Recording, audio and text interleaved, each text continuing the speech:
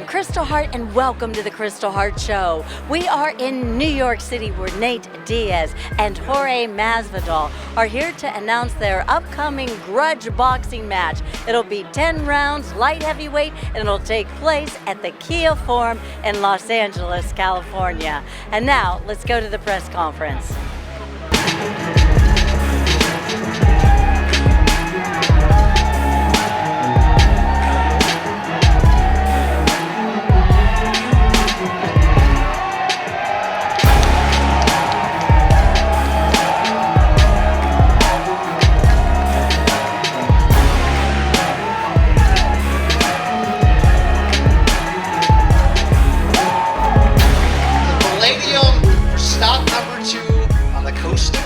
Baddest Tour. Two of the biggest names in terms of icons in combat sports history, with some unfinished business as we continue to set the stage for Saturday, June 1st from the Kia Forum in Los Angeles and live on FANMIO pay-per-view. It is Nate Diaz versus Jorge Masvidal. Part 2. Last man standing.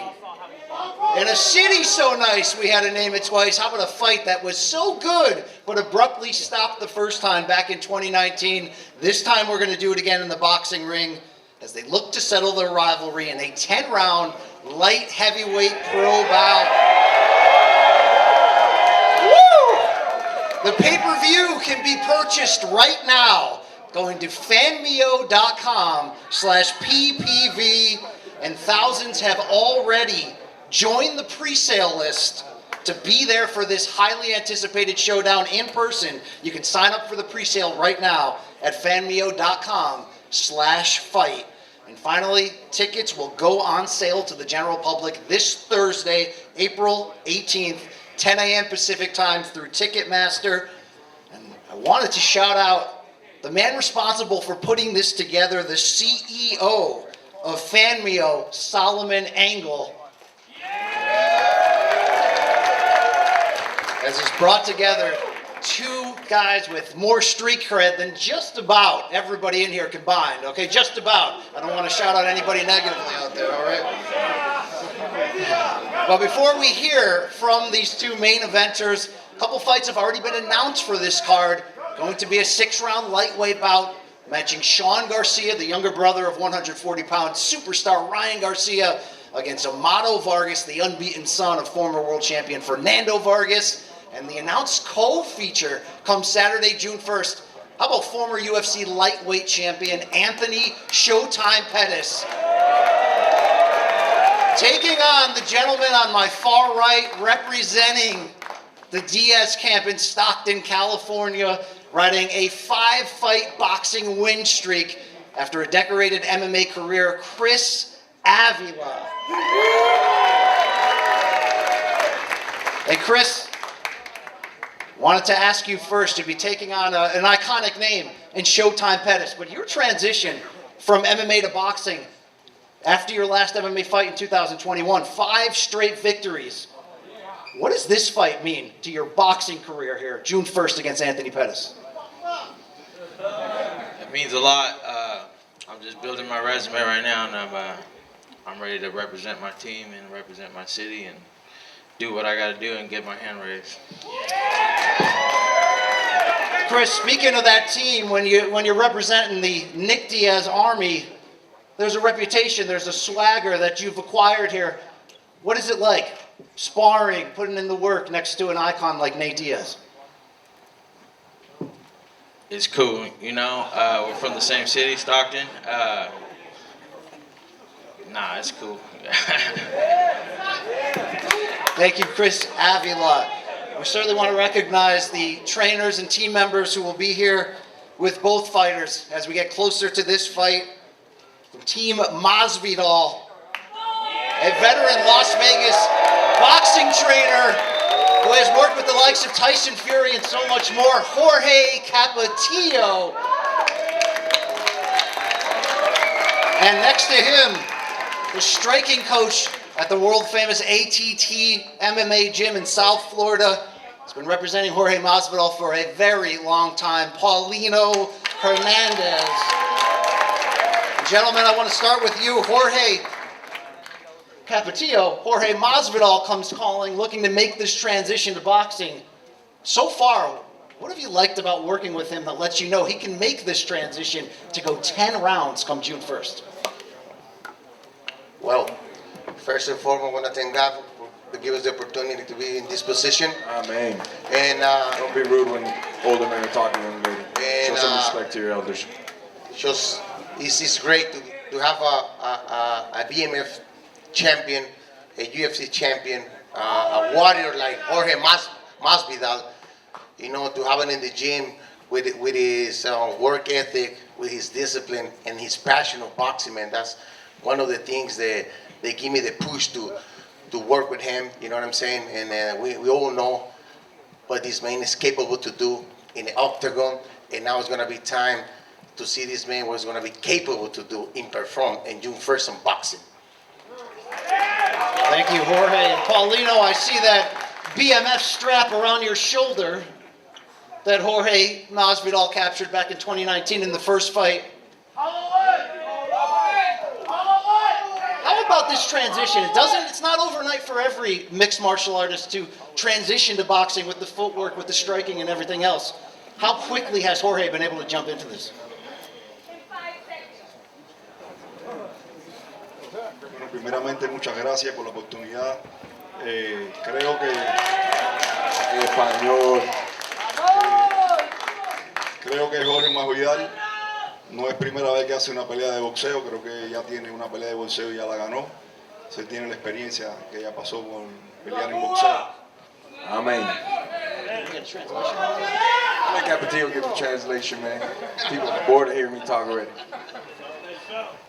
Well, this is not the first time that Jorge is stepping in the ring. He already has one fight. He won the fight, and so it's not an extreme sport for him, and he's doing a great transition from MMA to boxing. There you have it, Team Masvidal, and of course, in the corner of Nate Diaz, a veteran of Northern California pro boxing gyms for many decades, working with multiple title challengers, Richard Perez. And Coach, the two of you were just making Nate's professional boxing debut last summer against Jake Paul, went 10 hard rounds. What type of adjustments, improvements are you working on to prepare for Jorge Masvidal? We're always prepared. Yeah, we're always prepared. Yeah. Nate doesn't mess around. Because there's times that, he might, get hurt, but he keeps coming. He works hard. He's dedicated. You'll see him in the fight.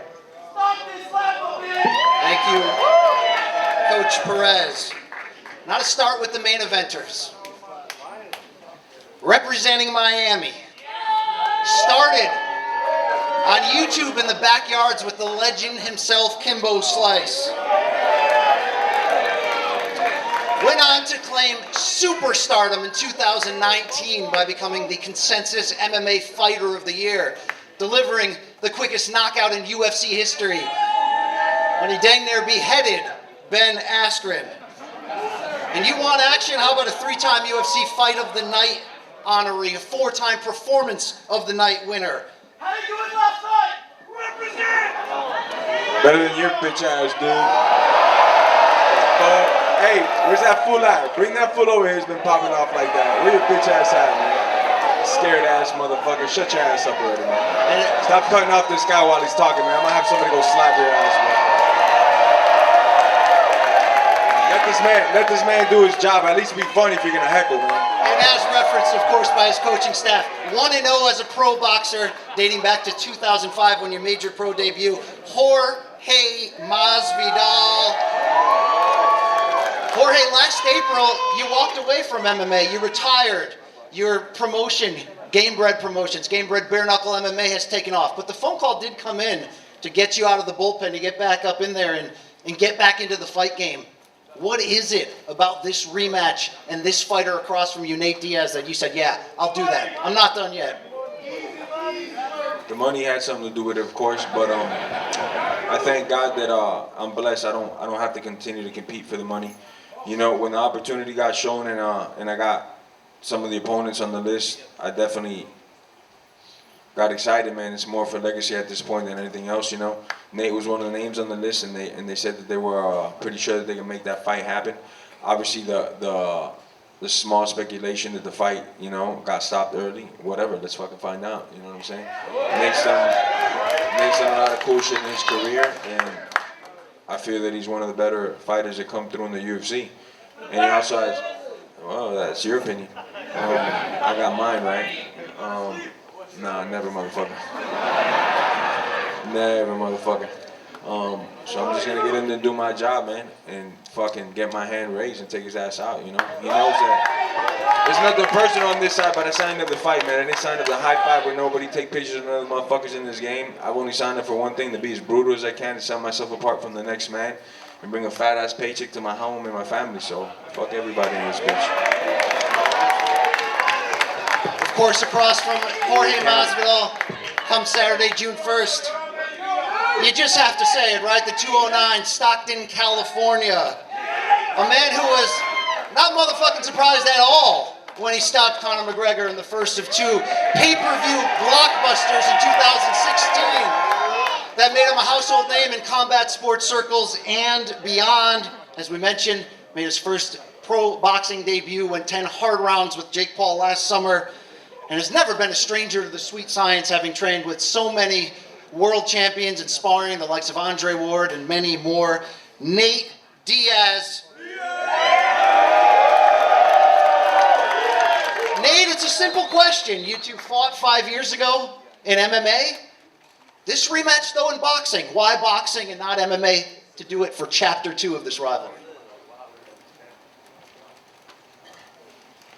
This is part 1, because we're boxing.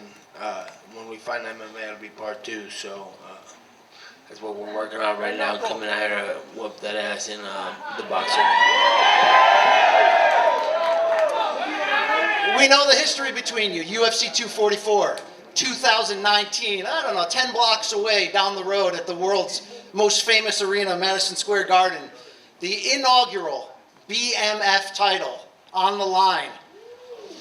We learned a few things through 3 rounds, but a cut abruptly stopped the fight upon doctor's advice. Nate, the competitor in you, how difficult was that to be pulled from the fight, and how much has that motivated you throughout these 5 years to put yourself back into this position to get a second chance at Masvidal? Yeah, I knew I'd be here the whole time, so I knew the time would come. I just got back to it and did what I had to do as soon as I could, and I still feel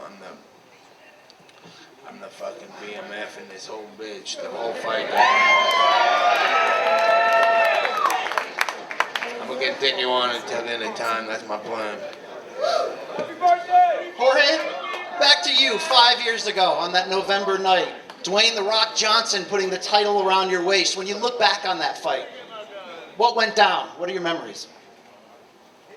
Ass whooping. I'm fast and explosive. I kick well. They say I got a record for kneeing people in the face, so, you know, I'm gonna fucking use it if it's MMA. Now it's boxing, so buddy don't have to worry about those things, but I also got these hands, you know, that are explosive as fuck, so. It's getting the whole buffet, man. Initially, after your victory, you said, look, we will run this back. Was there ever a doubt in your mind that the Chapter 2 wouldn't happen in some form, whether it's boxing, whether it's bare knuckle? I mean, heck, if you guys filled out Times Square, I'm sure it'd draw a crowd for if you want to do a trilogy after this fight. But did you always know you'd be back here a second time against this icon across from you? I didn't 100% believe that when he became a free agent, and then that's the only time I was like, maybe the rematch won't happen, you know, because I'm still signed to the UFC, so it's not like I just get up and leave, you know. Luckily, I got this deal that allowed me to fight 3 boxing matches, and he's the first one. There you go.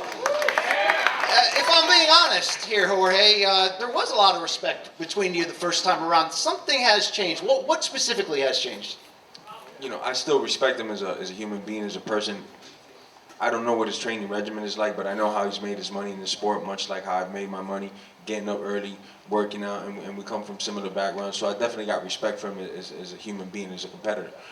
But when it comes to fighting, I'm trying to fucking end motherfuckers, and I'm trying to end his ass just like the next man, you know?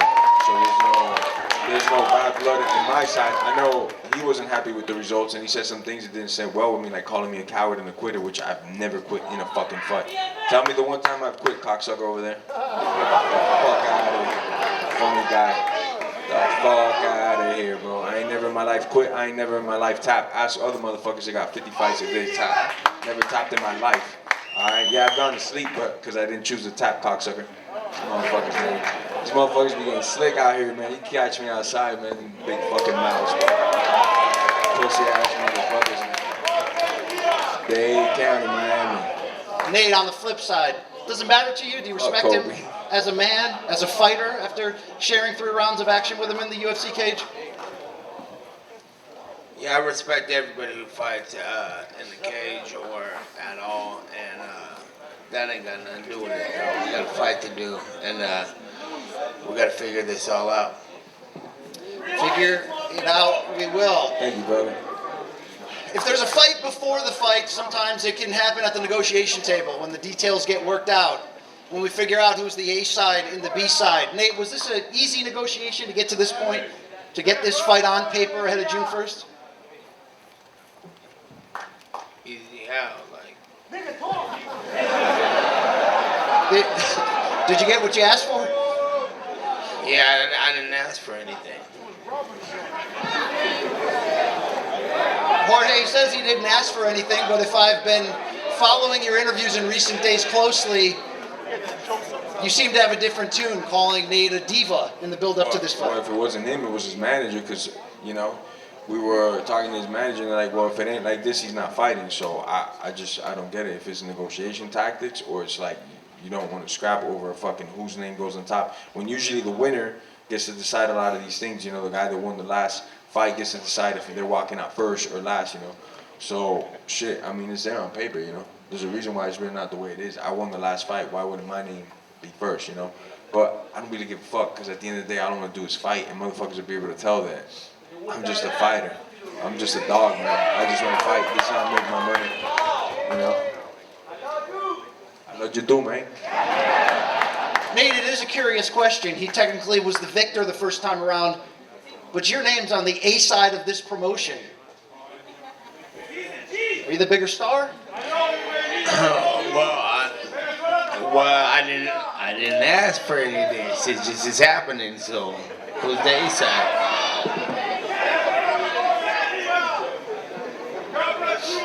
If I had a rematch recommendation, it would be for an MMA fight.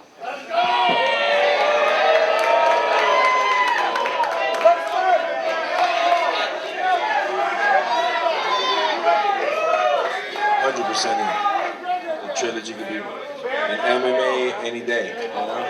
I'm actually signed to a UFC company that does MMA. You better ask. Yeah, dude, you're right. I'm not a free agent. But what, you rather fight in another promotion that's not the UFC? Like, what the fuck? Nate, 5 years ago, at least for... It doesn't matter. If you were the baddest motherfucker, you'd do what you want. That's awesome, man. That sounds awesome as shit, but I'm not gonna catch a lawsuit just because I want to fucking go and fight inside of a KFC parking lot, you know? Nate, are any of his accusations true? You wouldn't fight in certain cities, it had to be your way? Somebody must have knew what they were doing and told them to do what the fuck they needed to do. I didn't ask no questions. Well, the good news is we have a fight Saturday, June 1st. If we learned anything the first time, Nate, he had the edge over 3 rounds in MMA. Why will you have the edge over Jorge Masvidal in boxing? Any combat sport, against any fighter, all of them motherfuckers. Or the same question can go back to you. You referenced you did use kicks, knees, you used your full mixed martial arts arsenal the first time around. In this rematch, how do you stack up against Nate Diaz from a boxing standpoint? one, the main thing that counts is I'm a bigger dog. I don't give a fuck who's in front of me. I got more heart, I'm more dog, I'm gonna go through more pain, more fatigue than any of these motherfuckers. And in particular in boxing, I got more hand speed. I got more hand speed, I got better head movement, and I'm more explosive, and I think that's what it's gonna come down to, my speed and power. Nate, is it your birthday today, as the fans would be?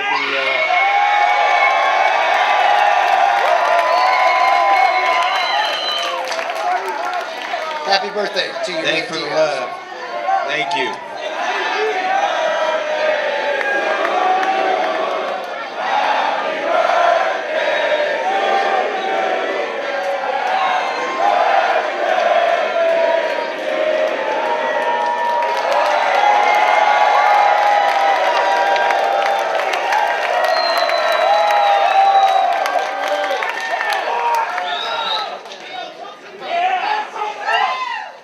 We mentioned Nate's pro boxing debut last summer against Jake Paul. Lost a unanimous decision. Fuck Jake Paul. Jorge, Fuck Jake. Jake Paul, not the most popular name in this building.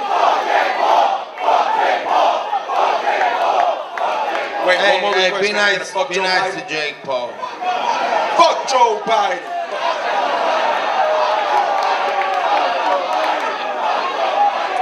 So Jorge, Hey, drinks on me, man. I love all of you, man. Drinks on me. Hey, send me. What are we doing? Whiskey? Send me the fucking whiskey. when you look back last August, the 10 rounds that Nate put in against Jake Paul in his pro boxing debut, what'd you learn about him as a boxer in that fight? Nah, you know, I honestly in my heart don't, from looking at Nate, you know, I didn't look like he took the Jake Paul the most serious, you know? And I mean, who would, right? This kid was just swallowing bananas on like Vine videos a couple years ago. So it's not like I blame him. You know, it's not like I blame him for not being in the best shape of his life for Jake. But, you know, I'm a different type of cat, and he knows that firsthand experience. So I hope he's just prepared for what me and him got to do. I don't really give a fuck what happened in the Jake Paul fight, because I know Nate is a warrior and he could fucking take a beating and give one. You know, so let's fucking rock and roll. Nate, we've heard this echoed a few times. Friday's first stop in the tour right now, the idea that Jorge believes you didn't take Jake Paul seriously, you weren't in tip-top shape. How do you respond to that? Yeah, I take every fight serious. I started camp a little early, the long camp, and I'm fucking burned out on giving a fuck. And so when I got a little closer, it was like whatever. But regardless, every fight's serious. Nate, what do you need to work on from that first performance as you continue this transition into pro boxing? Probably stop training. Altogether.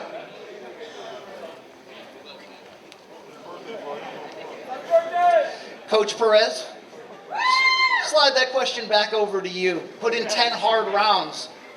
Is there anything you liked, you didn't like about that first performance? Well, we're working on this one right now. This is what we want to do. We want to work, and he's working really good. And one thing about Nathan, he can throw. When he's training good, he can throw. I mean, you can see it. You know, he threw the most punches in UFC twice. Broke the record, so that says it all. Sure, for sure. Jorge, you would know this better than anybody. How would you describe the power from Nate Diaz? Look like she felt it. Ask her. I don't know. He's not the hardest hitter I done hit, felt, you know? He's got like,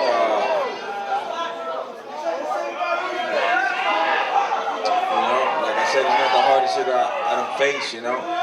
He's got good endurance, he keeps throwing him, but he's not the hardest hitter I faced, so I wouldn't rank his power too high. Nate, right back at you. Do you respect the power coming out of Jorge Masvidal? Yeah, I respect the power. Anybody who's gonna get in there and fight, I don't want nobody hitting me. So my plan is to hit, don't get hit, and hit a lot like a motherfucker. So that's the plan. I'm coming to win. And that's what this whole shit's all about. Nate, you know rivalries at times can define a fighter's career because of how big these fights can be, how much they can tell the story of a certain era. Is any elements of your reputation on the line, meaning you must get this win back from Jorge in this rivalry? Yeah, that's what I want to do. I want to win every fight, and if I lose for some reason, I plan on winning the fight back, no matter what. So that's what I'm here for. 5 years have gone by, of course, since the first time you guys met. Do you think anyone between you and Jorge has developed an edge in terms of how you've aged or the fights you've had in between? Have you been following his career closely since your last meeting? Yeah, I watch all the fights, and you can't do nothing but get better with time or quit. So he don't look like he's been quitting, and it looks like it's time. What about you, Jorge? Do you expect a more dangerous Nate than the last time? Do you think the rules changes will bring out an advantage for him at all in this boxing match?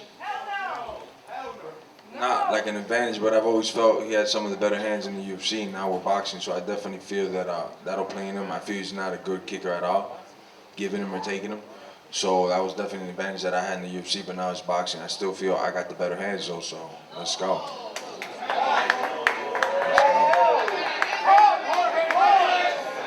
I can't hear the hecklers, man. I can't hear them. Y'all gotta speak up. Y'all gotta learn to heckle better, man. This is New York. Y'all supposed to be good at this shit, man. I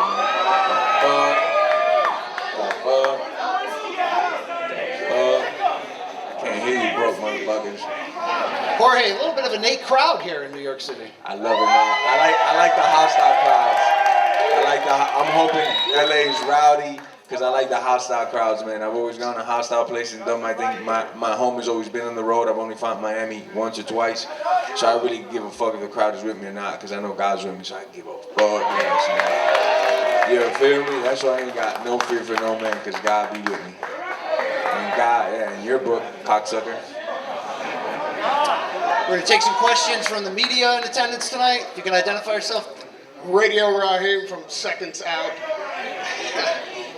First question, the BMF title was on the line last Saturday. We saw Holloway knock out Gaethje. Dana White said that was the biggest holy shit moment in UFC. Do you both agree that was the biggest holy shit moment in the UFC? He asked if the Max Holloway knockout was the greatest oh shit moment, like Dana White said, in UFC history. I'm gonna make time, bro. What, you want to get some work in? I thought the knockout was great. I got you. Give me work. Hey, where'd they get this guy from, man? Go ahead, Nate. What'd you say? I said I thought the knockout was great. Las Vegas, ahí donde yo estoy. Aquí no vine a boxear, aquí yo vine a hacer conferencia, mi hermano. Jorge, do you believe that the Holloway knockout of Gaethje was the biggest holy shit moment in the UFC? Currently, at the time, yeah, man, that Max Holloway knockout was one of the most spectacular things I've seen in my life. Max, winning losing that fight, is one of the greatest fighters in my book ever. And just for him to have 10 seconds on the clock left and gamble it up and be like, all right, let's go. Let's fucking throw everything to the side. I'm up 4 rounds on your ass, and I'm going to just gamble it up right here in these 10 seconds and then walk away with the buzzer beater. Like, he literally knocked him out with 0 seconds left on the clock. When they were showing the replay, it was showing 0, you know?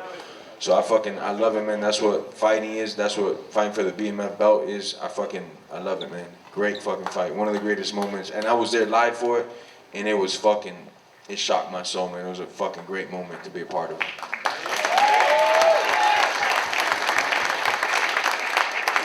And lastly, I think it's fair to say that nobody here is going to pay to see you guys have a technical boxing match on June 1st. So can you both commit to a toe-to-toe war, something like the Holloway Gaethje last 10 seconds? Nate?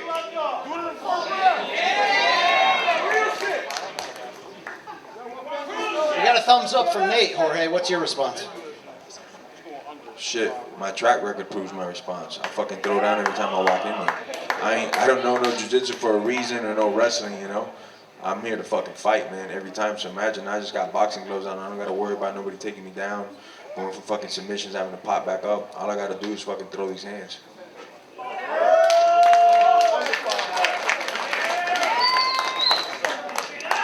Tarabate with Ask the Experts. Question for Jorge Masvidal.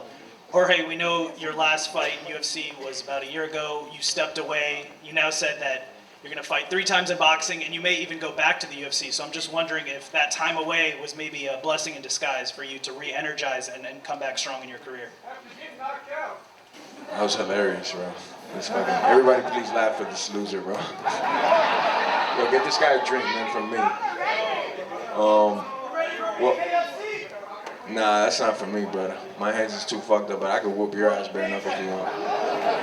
I don't need paychecks. I just said I don't fight for the money, man. I fight because I love it, you know? The guy standing across me is a fucking legend, so that's why I fight, man. Cocksucker. Fuck up, man. What are these hecklers, these shitty ass... If you were like a dude, I'd love to respond back to you, but, you know. And a question for Nate Diaz. Nate, I know you've trained with the legendary Andre Ward. Are you going to be training with Andre for this fight, and what have you learned from him?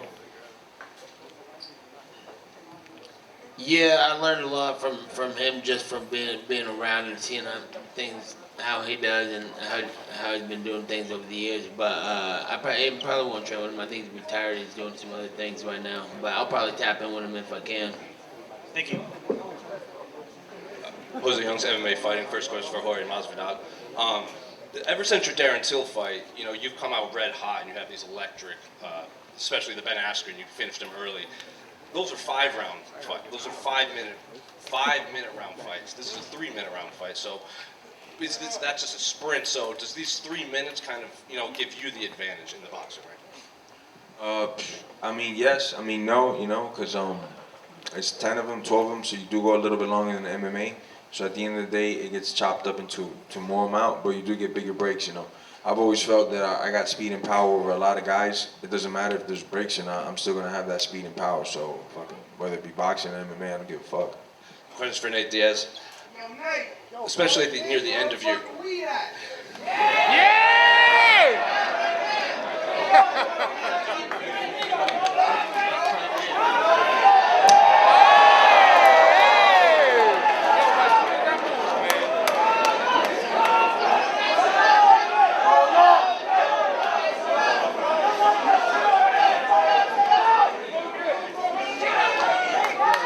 Question for Nate. Hey, watch out. Thank you, though. Especially at the end of your UFC career, you've had these electric finishes to your fights. You know, the Leon Edwards pointing him and rocking him. You even got Jake Paul in that guillotine at the end of that fight. Can we expect anything in the later? In your most recent fights, you've had these electric finishes that kind of captivated the audience. You know, you clipped Leon Edwards at the end, you put Jake Paul in the guillotine. Even if you came up short, the fans, you know, they viewed you as the winner. Can we expect anything like that against Jorge when you do fight June 1st? No, that was deserved, but I'm here to have a professional boxing match. I'm going to do things right and show them I know how to box with the rules. Thank you.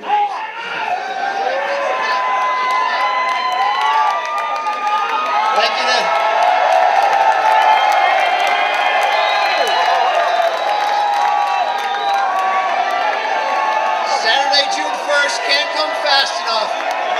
Part 2 of this classic rivalry, Last Man Standing. And I'm Kristal Hart reporting from New York City. Hope you've enjoyed the show. Thanks for watching, and we'll see you at the fights.